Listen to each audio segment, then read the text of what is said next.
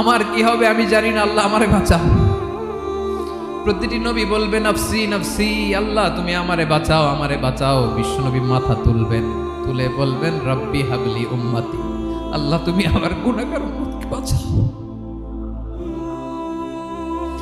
এই দুনিয়ার বুকে রব্বুল আলামিন সব নবীকে একটা করে দাওয়া মুস্তাজাবা দিয়েছেন, মানে যে দোয়া করলে কবুল হয়ে যায় সাথে সাথেই। দাও বিহা, দুনিয়ার সব নবীরা ওই দোয়াটা দুনিয়ায় করে ফেলেছে। সব নবীকে আল্লাহ একটা করে দোয়া দিয়েছেন, নবী দোয়া করলেই কবুল। সব নবীরা ওই দোয়া করে ফেলেছে দুনিয়াতে। বিশ্বনবী বলেন আমি করি নাই।